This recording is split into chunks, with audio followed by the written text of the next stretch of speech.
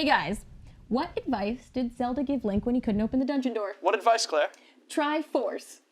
This week on Geek IV, video games. I can't take this anymore. Today I am joined by guest experts Kyle Banquer, president of the Greyhound Gamers, and Mike Watkins, competitive fighting style gamer. How's it going, guys? Pretty good. All right, let's jump right in for some expert testimony.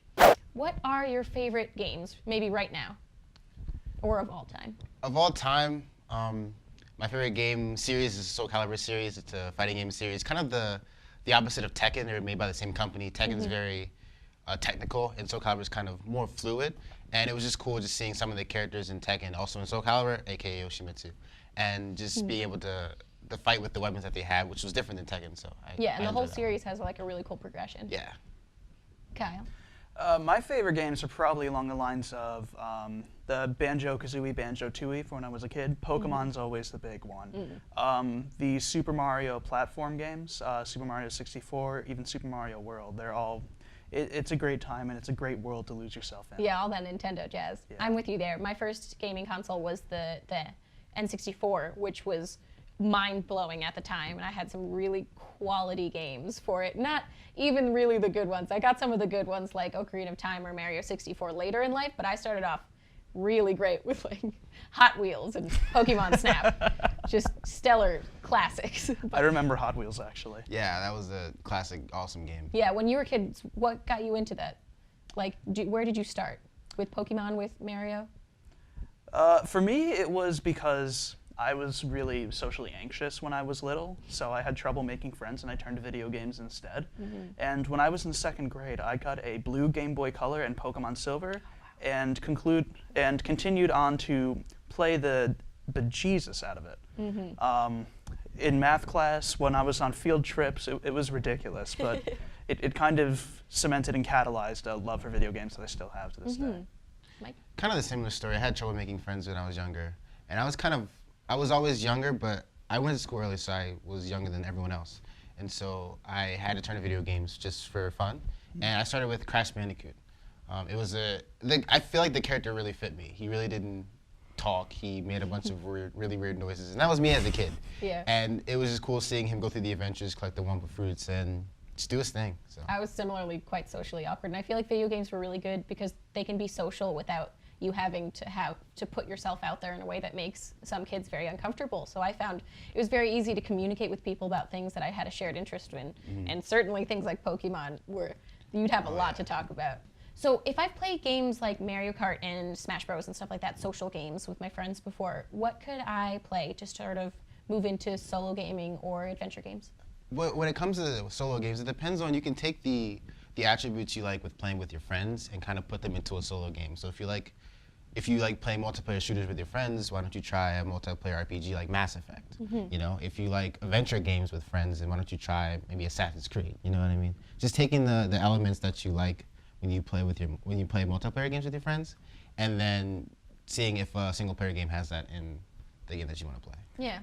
Right, and even if it's something more casual that you want to do in a single-player vein, something like Minecraft, which can be both multiplayer and single-player, you get the best of both worlds and you get to explore your creativity in something that's not necessarily as hardcore as a game that you would traditionally see on consoles like Call of Duty or Battlefront or what have you. Yeah, especially if you don't feel like you have quite the skill set yet. That might be a good baseline to start with. Especially for people who know they don't have the skill set. Exactly, like me. Yeah, perfect for you. So, if I was going to ask you, for someone who's not sure if they want to break into video games, why are video games important? Video games are important because they allow you to shape your thinking in many ways you would have never thought about if you hadn't played it. There's a lot of creativity in video games. There's a lot of problem solving. There's a lot of teamwork. There's a lot of just shaping it allows your brain to think in a different type of way that you may not normally think about. Does that make sense? Yeah. It's like, okay, well, I'm doing it this way and it doesn't work. So what if I try it this way? Oh, this works. Okay, now how else can I apply this to the next level, or even like to schoolwork or different things like that? There's You a can lot take of it. problem solving and analytical thinking. I think. Yeah, you can, whatever you learn in video games as far as the type of thinking that you do, you can take that outside of video games and apply it to real life. Nice. So.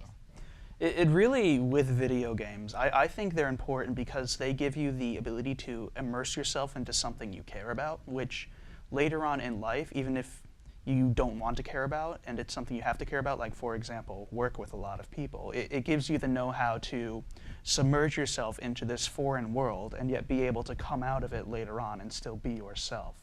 In addition to that, it's also a learning experience because in playing as these other people, these strings that are controlling everyone else within these virtual worlds, you learn a lot about yourself in the process. It's really a very reflective hobby, and in a sense, it leads to a lot of self-discovery. I like that.